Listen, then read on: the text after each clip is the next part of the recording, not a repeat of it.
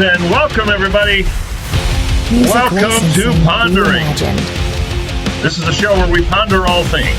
We think about them, we think them through, we talk about them, and we do that always, every single week, from an unabashedly, unashamedly, and unapologetically Christian perspective. I'm your host, Joel Rissinger. It's great to be with you guys. Appreciate those of you joining in on Facebook Live as well as through Spreaker, either live or download on demand via Spreaker and podcast venues galore. You can go to Spreaker.com, that's Spreaker, to download their app so you can listen to this show as well as many other good shows on demand. And so we encourage you to do that. And of course, you can listen on Facebook, although it stays for a while on Facebook and then eventually disappears. So we encourage you to get Spreaker so you can listen anytime and go back and listen to previous episodes, whatever the case may be. We will be doing Pondering, this particular podcast, every weekday, every Thursday, I should say, every week on Thursday at 9 a.m. Eastern Standard Time. And we encourage you to pitch in, join in, and comment. We really do value and evaluate, I guess, too, but we we value your comments, want your participation. That's what this show is all about. It's really a Christian talk program for all intents and purposes. That's what we're doing here. And so we need your input. You can do that in a number of ways. You can, again, watching via Spreaker, you can go to the chat and comment and interact with me while we're moving through the show. You can do that on Facebook too, although it's difficult for me to respond to you other than verbally. But you can certainly post your comments on Facebook as we go along. You can call us at 860-500-7163. That is the Pondering Podcast line, as well as the Pastor Pod line. Some of you may be confused. We have two shows a week, one on Tuesday morning at 9, one at Thursday morning at 9. The Tuesday show is called Pastor Pod, and it's really designed for ministry leaders, although we really welcome everybody. But it's specifically focused on encouraging, supporting, educating, coaching, I guess you could say, persuading pastors, leaders, missionaries to stay in the game and to feel backed and prayed for and held up in a time where it's very difficult and where we're unfortunately losing many leaders every single week around the country. So that's what Tuesday morning is, the Pastor Pod podcast. And then on Thursdays, today, 9 a.m., we do Pondering, which is a general Christian talk show. A lot of content regarding the news, and certainly we get into the scripture as it relates to certain news items. It's not a Bible study per se. It's, I guess I mentioned, kind of a Christian talk format. So you can call us. You can chat with us via Spreaker or Facebook. You can call again 860-500-7163. You can text us as well. That number is 860-938-2725. 860-938-2725 if you want to send a text either during or after the show. We'd love to hear from you. You can even write to us, Pondering Radio, and the address is 479 New Britain Avenue in Newington, Connecticut, 06111. So feel free to send us snail mail too. That's always appreciated. I think I left something out. Oh, email. Yeah, you can email me. Joel, Joel, at lifewaych.com. That's Joel at lifewaych.com. So, yeah, a lot going on in the news, a lot to talk about. Most importantly, I have to give some kudos and a shout out to my wife, Karen. This is her last day of work as a school psychologist. She is retiring, and it's been such a great, sweet ending for her, and I'm so proud of her because, you know, I would say especially in the last several years, there have been times where, as a Christian school psychologist in particular, but just in general, she's not always felt valued, appreciated, etc. And as she's winding down and kind of closing things out, more and more of her staff, her administrators, parents, students have been coming up and just telling her how much her work has meant to them and how much of a difference she's made with children. And they've had dinners for her, luncheons, they've had little ceremonies with the Board of Ed, and I have just been thanking God because I've been praying that she would go out on a high and really see how valuable she is and how powerful a witness she's been. And so many of them have commented on what a light she is, etc. And they're not even believers. They just see this and sense this about her. And that's exactly what I see. So it's been great. So congratulations, Karen. And I'm looking forward to doing more ministry with you side by side in the years to come, because you're not going to have to be tied up at the school 9 to 5. Well, I was going to say 9 to 5 plus. She often has to do reports on the evenings and weekends as well. So that's over. Jerry says good morning. Good morning, Jerry. Good to hear from you too, my friend. I'm glad that you're with us. It's kind of early out there, right? You're bright-eyed and bushy-tailed. I know that's your habit, but it's great that you've joined us. Appreciate that. Again, folks, you can chat with us here on Facebook Live. You can do the same via Spreaker Live. You can email Joel at lifewaych.com, Joel at lifewaych.com. You can text 860-938-2725. Those texts will pick up after the program, most likely. Same with a lot of Facebook comments as far as responding in text or messenger. You can call us too, and you can do that 24/7. Like if you want to leave a message, at any time, day or night, you can use this number, 860-500-7163. So, as I mentioned, a lot to talk about. I've got what Rush Limbaugh used to call his stack of stuff. I got a stack of stuff today too. And by the way, thank you for being guinea pigs, you ponderers, because everybody say squeak, squeak. Yeah, there you go. Good job. Yeah, the jokes keep coming. Thank you. But I'm going to be filling in tomorrow. And if you want to listen, we'd love it. If you want to call in, that'd be great. I'll be filling in tomorrow on WTIC News Talk 1080. That's AM 1080 here in the Hartford area. And I know it's available online too. Odyssey.com and other venues carry the show. You can pick it up anywhere in the world, really. But I'll be filling in for Will Marotti tomorrow on his show from 9 to 11, 9 a.m. to 11 a.m. Eastern. So if you want to join us, that would be great. And I'm testing out some of this material on you guys. So that's why I say you're guinea pigs. I appreciate that. If this bombs and you hate everything we talk about today, then, I know what to eliminate tomorrow. Actually, if all this bombs, I have nothing for tomorrow. So it'll be 2 hours of dead air. This is a test. This is only a test. So yeah, hopefully that won't be the case.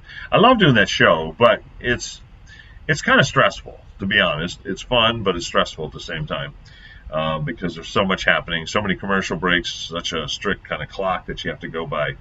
And you've got callers calling in a lot, which is great.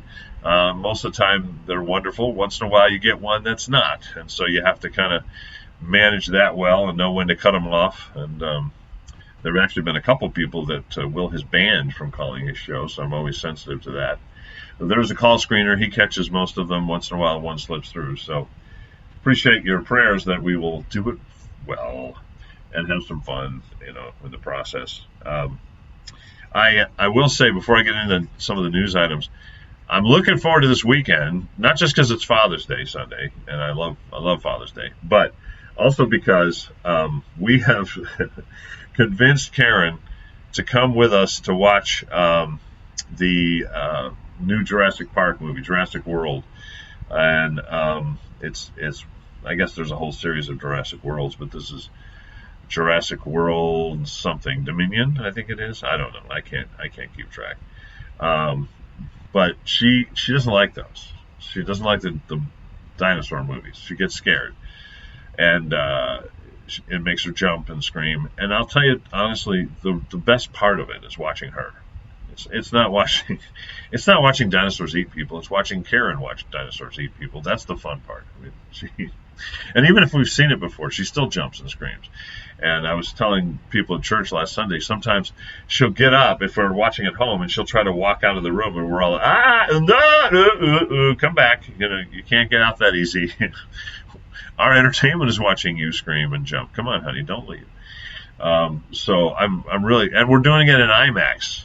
My son bought tickets for me for Father's Day for us to go to see it together, and it's an IMAX theater, which is even worse in terms of Karen because it's like you're right there in the jungle with them or whatever.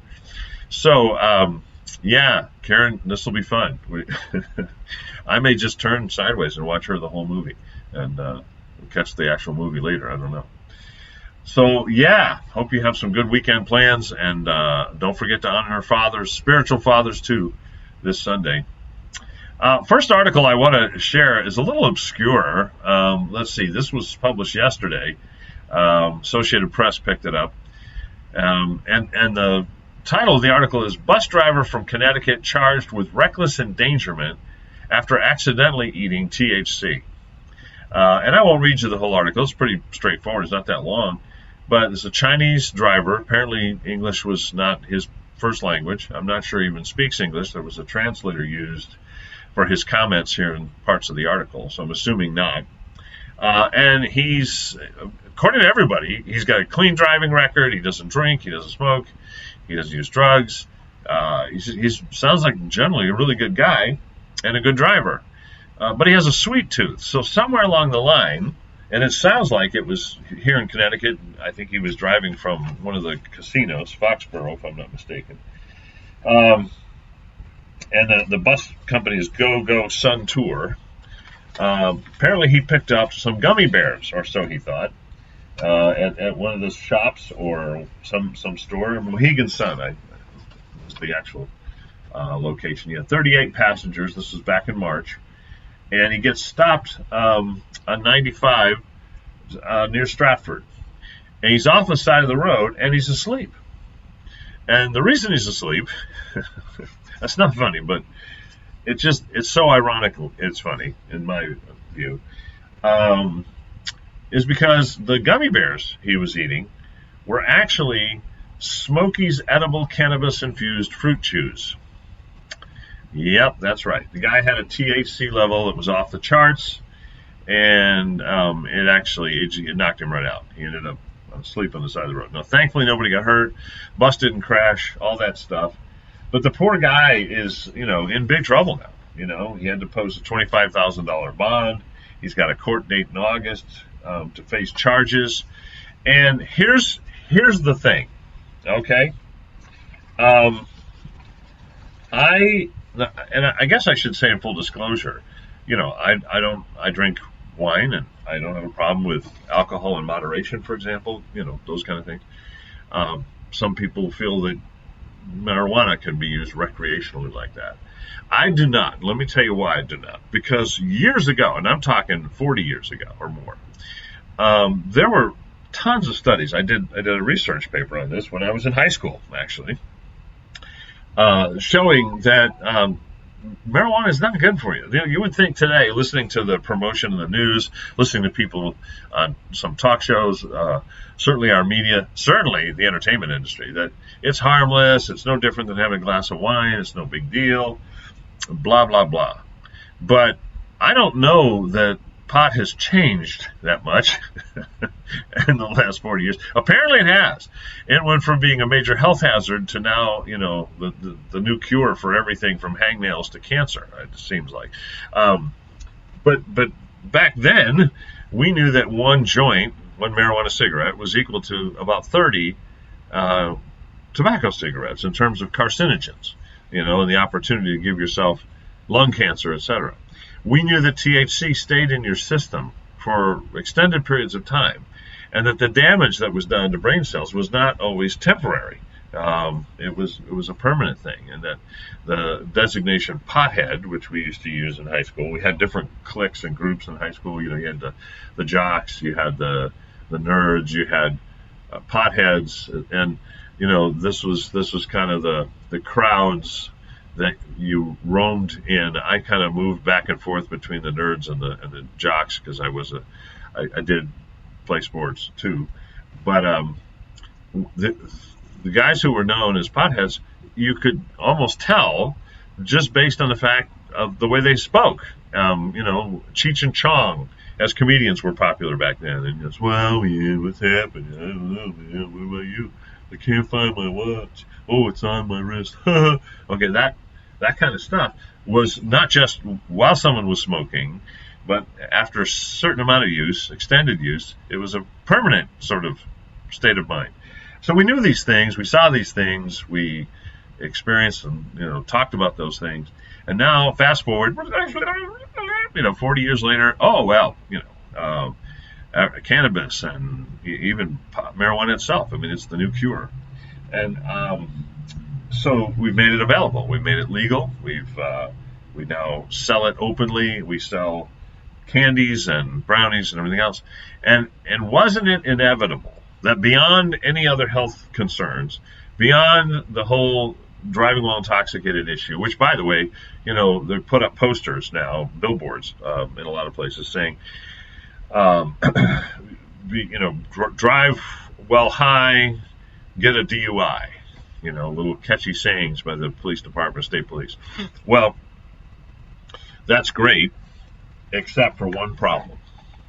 And the problem is that it's not necessarily true. And here's why it's not true. You're openly intoxicated, and high, and you can't even put together a sentence like this guy, you're passed out over the wheel. That's one thing. But if you're not that clearly under the influence, but the officer smells it in the car or whatever, listen, the problem is THC stays in your system so long, you could claim, well, I smoked yesterday, but not today. Or I had some friends in my car, they smoked, and that's why it smells in here, but I haven't smoked in 3 days. And short of you stumbling around or slurring your words, there's really no way to prove when the THC entered your system. It's not like a breathalyzer test where you can breathe into a tube and then boom, we know your blood alcohol level. THC's in your system, it could have been from 3 or 4 days ago, and they really can't prove otherwise. So it's not necessarily true that if you drive while high, you're going to get a DUI. But beyond all that, wasn't it inevitable that we would see circumstances like this where some innocent guy from another country, doesn't read or speak English well, if at all, buys what he thinks are gummy bears, eats a bunch of them, and while he's driving 38 people on a tour bus, passes out. Thankfully, no one got hurt. There wasn't a crash. He apparently had the wherewithal to pull off to the side of the road. But how insane is this, right? And when this stuff was being debated and they were talking about legalizing it, anyone who spoke against it was considered to be, pharisaical or mean or just ill-informed, too uptight, blah, blah, blah. But it just doesn't make sense. It never did make sense. So I'm hopeful that perhaps what will come of this is some new regulations, kind of a rethinking of this whole legalization process. I'm not opposed to doctors prescribing marijuana for, certain treatments if in fact that works, just like any other drug, just like any other narcotic, frankly. I am opposed to it being sold on the open market as if it were fine and stuffed in candies. And another thing, too, what about kids? What about little kids who can't read? They see that package. The guy's got it open. He thinks it's okay. He's eating it. He offers it to kids. Now you got little munchkins eating THC-laced gummy bears. Great idea. Crazy world. Crazy world. So, love to hear your thoughts on that. Again, you can chime in here, Facebook Live. Just type your comments in. You can chat with us. Got the chat window open on Spreaker. You can go to Spreaker.com. You can download the app, or you can just watch online through the Spreaker website. You can email Joel at lifewaych.com, text 860-938-2725, or call us at 860-500-7163. So, bunch of other stuff in the news. And the whole January 6th committee review, I would call it political theater, quite frankly, has been in the news constantly because it seems that our media is really trying hard to focus everyone's attention on that and not so much on the pain in our wallets whenever we go anywhere or buy anything right now. Or look at our bank account or our investment account, our retirement funds. It's not good. It's scary stuff. And we are now clearly in a bear market on the stock market. We are headed into in a recession. Some are calling for a Great Depression to be our next step. And instead of making it better, the administration keeps taking steps to make it worse.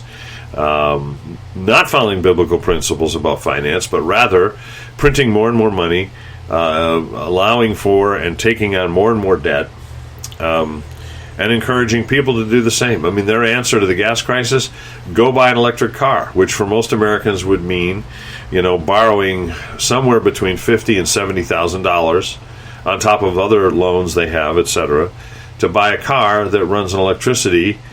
Okay, true, it'll save you money at the pump. That's a lot of fill-ups to make up $60,000, $70,000 in debt, and not let alone the interest payments. And I'm not joking. I mean, this is their straight-faced response. Whether we're talking about John Kerry and his statements. In fact, I'm going to go to that article next. Or we're talking about some of the senators, Democratic senators, or we're talking about just pundits in the media. Just go buy an electric car. Oh yeah, man, you know what? I had that extra $70,000 in my pocket, and I didn't know what to do with it. But now I know I can go buy an electric car, and then I don't have to go to the gas pump, and I don't have to spend $5 or $6 a gallon. Hey, thanks, guys. Couple of problems with that, in addition to the massive cost up front. There's the reality that you can't just take an electric car and go scooting across the country on a certain schedule. You can go so far, but when you got to recharge, it's not like you just pull in for 5 minutes at the pump. No. No, you need to, unless it's a hybrid and you can use gas too, you're going to be stuck waiting for an extended period of time to recharge that battery. And eventually the battery wears out. And when the battery wears out, what do you do with it? We don't really have a decent disposal system in our country right now for these. We're just sort of, I don't know what we're going to do, blast them into space? I'm not sure, but there's a lot of issues around this. Plus, when you look behind the scenes, under the covers, and I realize that Senator Kerry and President Biden and others are supposedly concerned about the environment. They want to save the environment by cutting back on oil production and drilling and so forth. But when you look under the covers, you realize that what we're doing to produce electricity. I've seen pictures on Facebook, maybe you have too, people charging their electric car with a gas-powered generator. It's a problem here. It's not cheap to produce the amount, and we don't have actually the infrastructure to produce the amount of electricity needed. If every American right now just went out and bought an electric car and started driving it, we wouldn't be able to support it.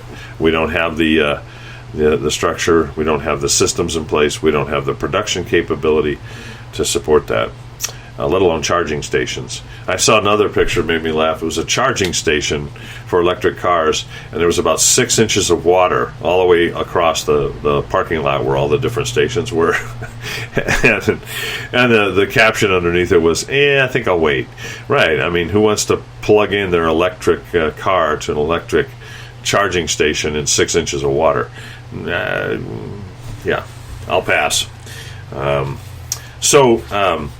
I mentioned this article with Senator Kerry, and this was at Fox News reported this. Taylor Penley is the author. The article is entitled, Climate Czar Kerry Ripped Over Energy Claim, quote, "We absolutely don't need to drill for more oil," unquote. Now, when I saw this, before I even read the article, I thought, really? You might want to talk to your boss, Mr. Kerry, because he's actually going right now to speak to the Saudis to beg them to produce more oil. He's talked to others about producing more oil. He's blaming the Russians and their invasion of Ukraine and therefore supply chain issues related to that for a lack of oil, therefore the increase in prices. Of course, he's blaming the oil companies, claiming here in the United States they supposedly don't want to produce oil. That one's amazing to me. That's how they make their money, Mr. President. I don't think they're holding off. The argument is they're holding off to increase the price. Well, guys, I think they're smart enough to know that if they hold off and increase the price too much, they're not going to make any money because no one's going to be able to buy it. That argument is just crazy, backwards, upside down, insane. He's also blamed local gas stations that they're gouging us at the pump, that they're jacking up the price on purpose. I know some of these guys. They're not jacking up the price on purpose. They're more upset about it than we are because they know what happens. People put off plans, they put off trips, they put off purchases because they can't afford it, and that hurts them. They certainly want to make a living, but the increase of nearly $3 a gallon since the president took office is not because of local gas stations going, yeah, let's stick it to them. And it's not because of the Russians, because it started long before Russia invaded Ukraine. It's because our president stopped the pipeline. He cut off the availability for certain permits and licenses to drill. And when there were licenses, there weren't permits. So they talked about, you issued new licenses. Yeah, but you didn't give the permits, so they can't.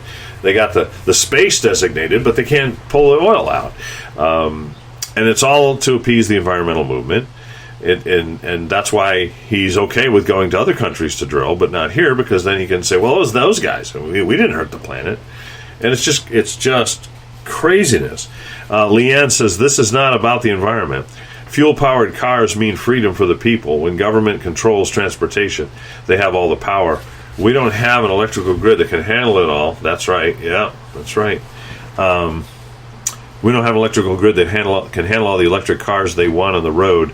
That would result in rationing of power, stranding us, restricting freedom, all about control. And, Leanne, I tend to agree with you. I know it sounds conspiratorial, but when you think about the synergy in this administration between how it handled COVID-19 and all the lockdowns, shutdowns, masking, and even now, the president's talking about mandating vaccines for everybody, and in the midst of that, his guru, Dr. Fauci, has COVID-19 after being shot and boosted probably more than any human being on the planet. The guy's like a walking pharmacy. And he got COVID anyway. Why? Because the latest strain seems to be, immune to the virus or to the vaccine. Vaccine seems to have no impact. Of course, they'll argue, well, he had a less severe case, right? Because he was vaccinated and boosted. Really? How do we know that? How do we prove the negative, right?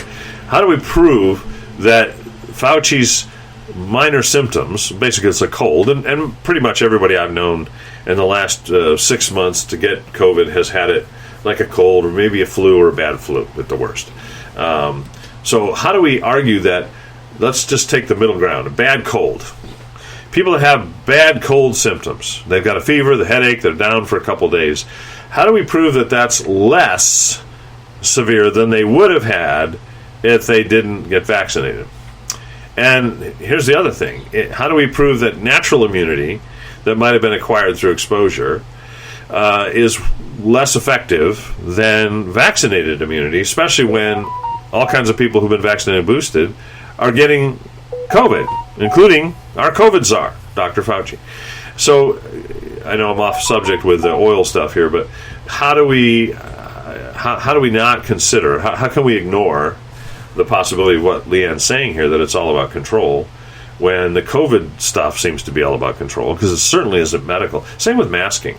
I still see people all the time with cloth masks, surgical masks, drive around in their car alone with a surgical mask on. Guys, listen, I love you, but I've served as a hospice chaplain for many years and a chaplain for many, many years before that. The cloth masks, the surgical masks, they do nothing. There have been multiple studies to show this. It's the weave in those masks is so broad that the particulates that carry COVID just skate right through. It's kind of like I've used the analogy of if I put a chain link fence around my house, it would be silly for me to say, no more mosquitoes will come in here, man. I'm safe from mosquitoes now. Those little suckers will never fly through those 1-inch squares in the chain link fence. They won't be able to do it. They'll get their little wings stuck, right? I mean, it's insane, but it's the same argument with surgical masks. Now, the only exception would be like an N95 or something similar, because those do block just about everything, but they're also hard to breathe in an N95. If you got any respiratory issues, don't run around with an N95 on, because you're going to probably pass out. I mean, it's not easy. If it's fitted right, it's tight over your face like this. It's hard to talk, it's hard to breathe, but it'll keep stuff out, including oxygen. No, I'm just kidding. Not completely, but that'll work to a large degree. But the rest of the stuff people are wearing, it's a placebo, guys. I mean, I hate that. People get mad when I say this, but it's true.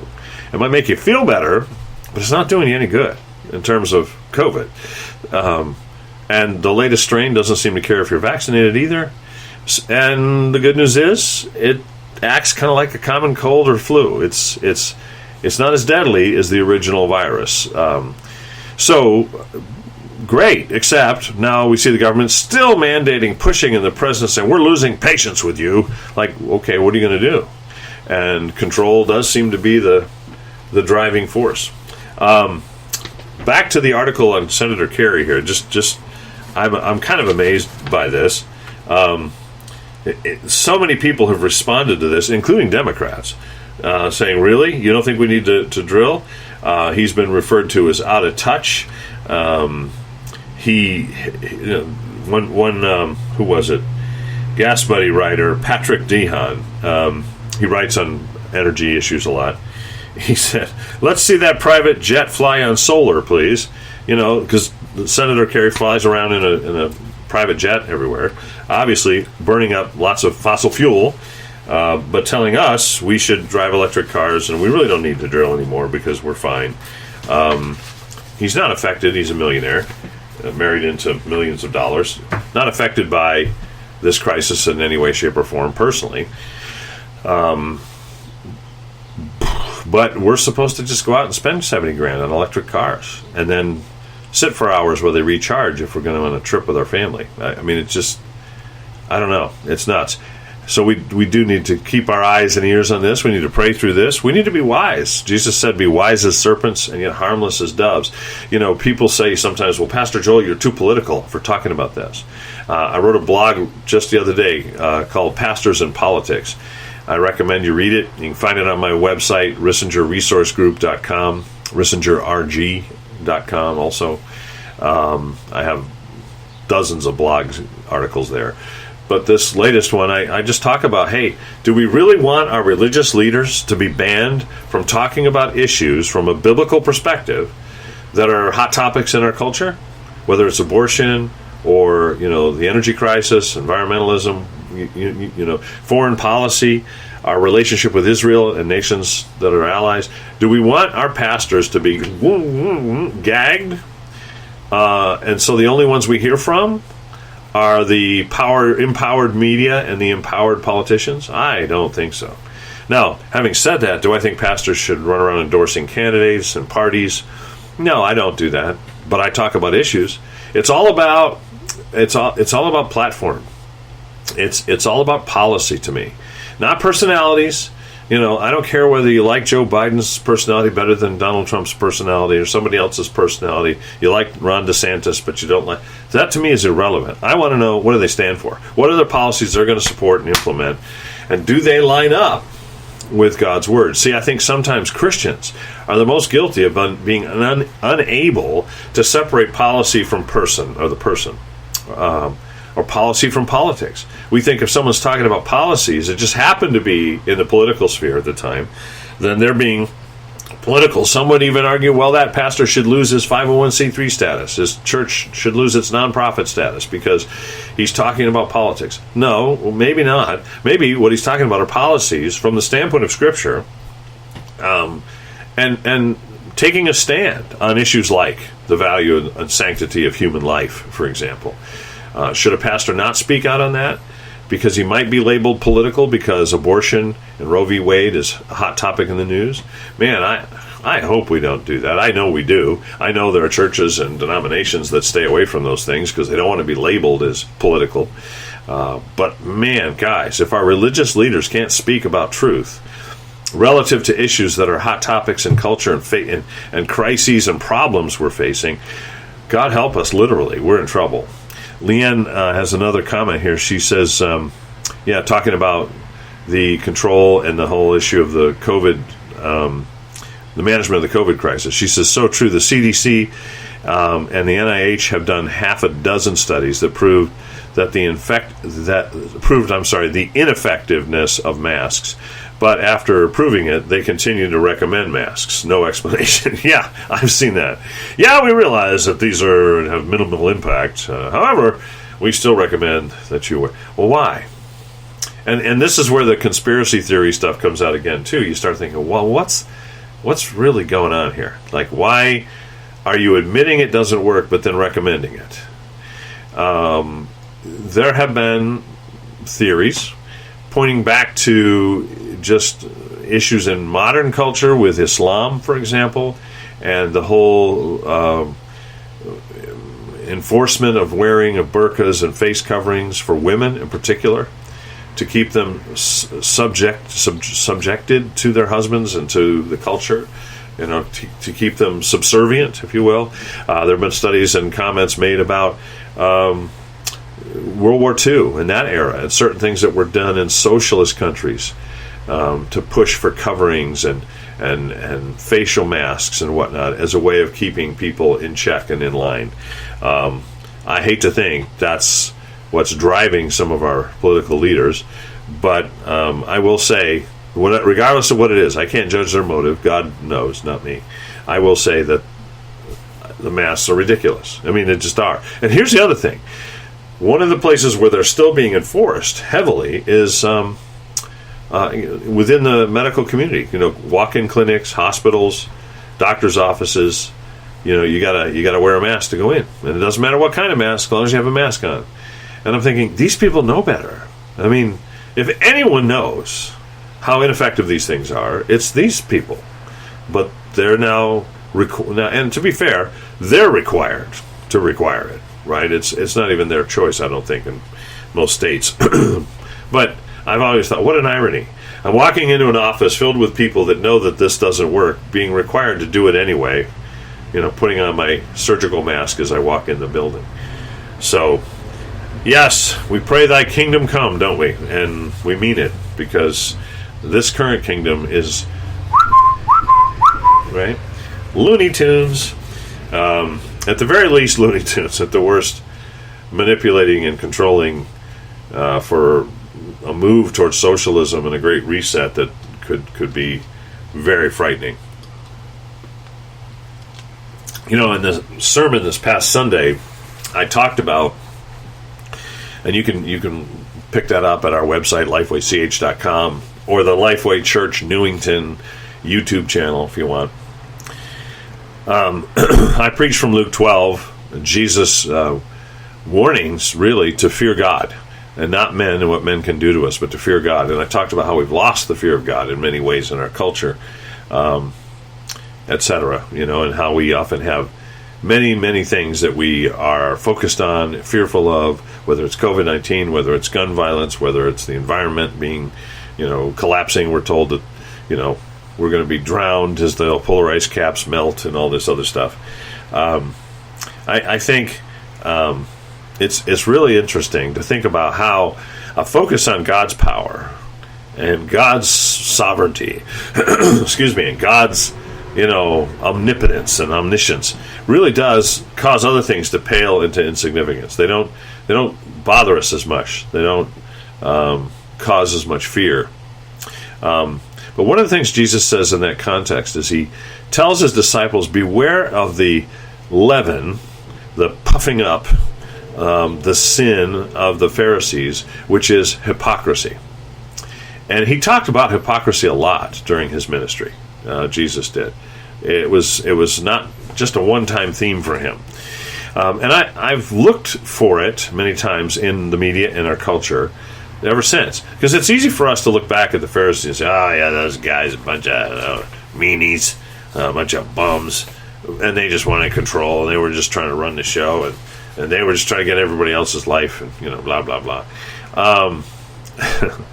Well, we see hypocrisy all around us. And here's an example that's really struck me. Another Fox News report by Jessica Chasmar. It was published yesterday. 22 Dems who voted against expanded SCOTUS protections approved extra security for themselves after January 6th. Now, right there, we just have a blatant example of hypocrisy. And I'm going to add to it, too. First, let me read Brian's comments here. He says, this is not about the environment. Fuel-powered cars mean freedom for the people. He says, when government... Whoop, I lost it. Yeah, I don't know. Cut off the rest of your comment there, Brian. I'll have to catch it later. But yeah, Brian, I agree. Good stuff. So, yeah, blatant hypocrisy. Here it is, right? There are death threats against some of the Supreme Court justices because of the possibility of overturning Roe versus Wade. There have been lower Superior Court judges in other states, one of which had there was a woman, had her son killed. Someone showed up at the door to try to destroy her and her family. And just craziness. The left always points to January 6th as this violent attempted coup. Well, nobody was carrying guns that entered the Capitol that I'm aware of, that I've ever heard reported. The only one shot and killed was an unarmed veteran woman shot by Capitol Police. So, yeah, that's their version of violence, not what happened with Antifa or Black Lives Matter, after the George Floyd case. That's not violence, apparently. And when it comes to the Supreme Court justices being threatened, it almost sounds like some of them are happy that that's happening. Now, to be fair, the article explains that these 22 Democrats who voted against this bill to provide extra security coverage for these justices claim that, and they're specifically targeted, these 22, because they voted yes to have more security for themselves after the Capitol protest on January 6th. But they say, well, let me read you one quote. Let's see. This was I guess a joint statement published in a press release by, Representative Cheryl, Coleman, Pascrell, Malinowski, and Gottheimer. They say, we fully support expanding security for Supreme Court justices and their families. Okay, so why'd you vote no? Well, here's what they say. We also firmly believe that those expanded protections should apply to federal judges and their families who face similar threats with less protective resources, etc., etc. Okay, so we say the bill didn't go far enough. Therefore, we're not going to vote for it at all. That's always, I've noticed over the years, that's kind of a convenient argument used quite frequently. Well, I would have voted for it. Of course, I'm all about taking care of our Supreme Court judges. So I certainly know why they're doing it. But I'm not going to vote for it unless it goes all the way, protects everybody, all the judges all the way down the line. Okay. Well, if you mean that, I applaud the sentiment, but here's the problem. It's not the higher court judges and justices in most states that are under threat right now. It's the Supreme Court. Because if the Supreme Court overturns Roe v. Wade, then it goes to the states. And not all states are going to ban abortion. In fact, the majority probably won't ban abortion. As much as I'd love to see that happen, it probably isn't going to happen. It's definitely not going to happen here in Connecticut. Our governor, right on point, first thing, when this first came up, when that brief leaked from the Supreme Court that they might be doing this, he immediately, I think he did an executive order, and then the House came alongside the state House of Representatives and passed a bill to do the same, basically making Connecticut a safe zone for everyone from any state that wants to come here and have an abortion. You want to kill your baby, come here, we'll do it for you, no matter what your bad, nasty old state government says. How wonderful, how nice. But anyway, that's going to be the deal. Basically, if the Supreme Court takes this action, it'll go back to the states, and the states will have to make up their own minds about what they're going to do. So right now, there's really no focus on, leverage given to, or concern for those higher court judges and justices outside the Supreme Court. The real focus, the real danger, the threats are primarily toward the Supreme Court justices. And when it comes to Roe v. Wade, I realize judges and justices can be threatened and are all the time, for various reasons. Sometimes just personal reasons. Family doesn't like, or a friend or loved one doesn't like a sentence given to someone. They threaten the judge, sometimes try to go after them. And they have to have security, they have to have protection, and they should. I'm not against that.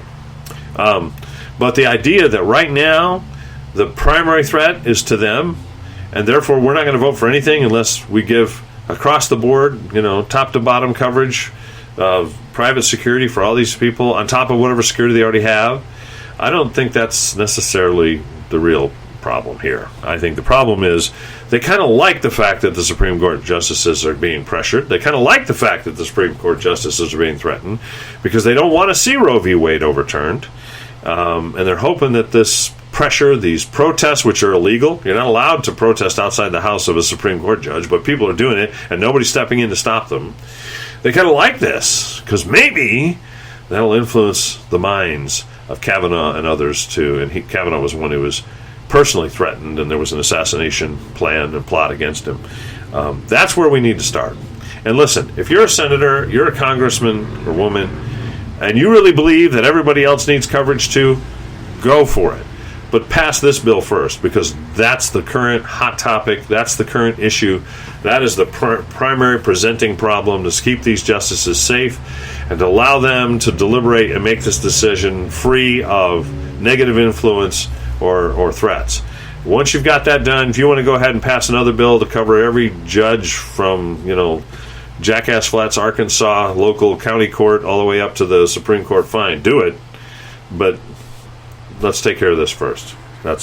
And to vote for yourself to have immediate coverage after January 6th, when you were never under any kind of violent threat of real violence. Again, no weapons were brought on to the Capitol grounds that we know of by any of the protesters. Why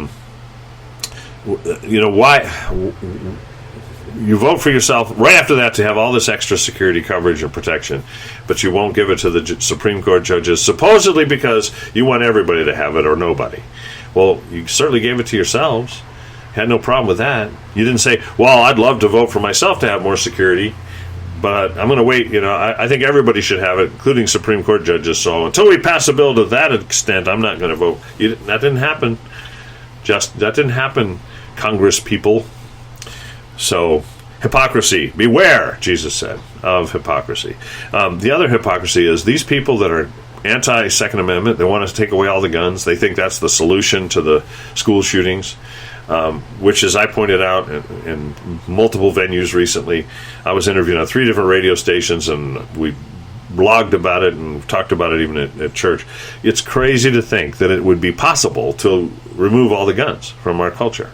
It's crazy. I mean, it's absolutely insane. And even if they did, many people, myself included, although I wouldn't do it for, illegal reasons or harmful reasons, know how to make their own. In fact, I heard a quote recently from a cop who was saying that many of the crimes that he's prosecuted or had to deal with were done by weapons that were made through online kits, or they were illegally purchased, or they were zip guns, we used to call them, or Saturday night specials, which could be made with just some basic items that'll never be banned, like thumbtacks, duct tape. I don't think you're going to ban all those. So even if you could get rid of all the guns, you'd still have guns. But the solution to gun violence, they think, is just to make it harder and harder and harder to get guns, which means it's harder and harder and harder for law-abiding citizens, if not impossible, which really is what they want, for it to be impossible. And yet, at the same time, these same senators and congressmen will have beaucoup de security, private security companies and guards all around them who are, yeah, you guessed it, packing heat, baby. They're carrying whatever they can legally carry, the most powerful, rapid fire, large magazine weapons, sometimes not just on their person, but in briefcases alongside them as well. So that's okay for them who can afford it to have that kind of firepower surrounding them. But you and I, we can't. No, we can't do that. And somehow by denying us, it's going to make the world a safer place. Because all the criminals will lay down their arms too if they just pass the right laws. And I think we know better. I'm all about taking precautions. I'm all about keeping our kids safe. I'm all about schools having lockdown procedures, one door during the day that's open, and not open really, but where you can exit or enter through the main door with cameras and with locks that have to be buzzed in. And I'm all for having armed guards at those doors for every level, from elementary school all the way up, or preschool even, all the way up through high school. If you want to spend money, Congress, spend it on that. And spend your time on that, as opposed to trying to ban every weapon. And they don't even know what they're talking about. They'll say, well, we just passed a law to limit the number of cartridges in a magazine to 10 or 9. I mean, I heard our senators here in Connecticut after Newtown, Sandy Hook, I heard him say that when they banned the cartridge size, or the magazine size, at certain rifles, or cut it down to like 9 or 10. They were so proud. And we're talking about how they were going to save lives, and this would have saved children's lives. No, it wouldn't. I'm sorry, guys. You're clueless. You don't know what you're talking about. I grew up, I shot competitively in the NRA by the time I was 12 years old. And I can tell you that anyone who knows what they're doing can swap out a cartridge on a rifle or whatever, or even a handgun, in 1 second. That's all it takes. Boom, boom, boom, boom, boom, boom, boom, boom, boom, boom, boom. That's how much time it takes. So you're going to tell me that because after I shoot 9, I have to take less than a second to pop that magazine out, put in another one, and shoot 9 more, that saved lives? Because in that less than 1 second, what, 9-year-old kids were going to bum rush me and tackle me? Or the teacher would have got up from under the desk and run across the room and hit me over the head with a ruler, and that would have stopped it? I mean, it's insane. Absolutely insane. I feel like some days I want to say, did you guys ever watch The Matrix? I mean, the one thing The Matrix got right was the use of the weapons that Neo had. But anyway. And I know, again, it's not about that. It's not really about gun control or safety of children. It's about control. And I can hear Leanne's thoughts, right? You're right. It's the same issue, isn't it? All right, we got a few more minutes. I'm going to hit one more article here, and we'll wrap up for today. This is from AMAC, their journal. This was on Tuesday. The author is John Grimaldi. Here's the title: Are driver's licenses for illegals the prelude to a kiss of death for our democracy? And I would add to that other kinds of voter fraud, because we already know, and the article was pretty straightforward, basically saying yes, giving driver's licenses out free to people who are not legal citizens is the prelude to the death of democracy, because you're then giving them quick, very easy access to vote.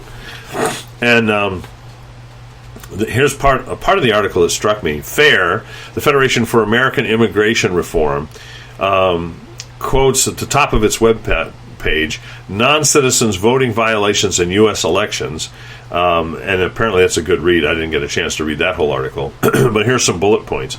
Voting by non-citizens, including illegal aliens, is expressly prohibited by law, but about a dozen jurisdictions now permit non-citizens and even illegal aliens to vote in local elections.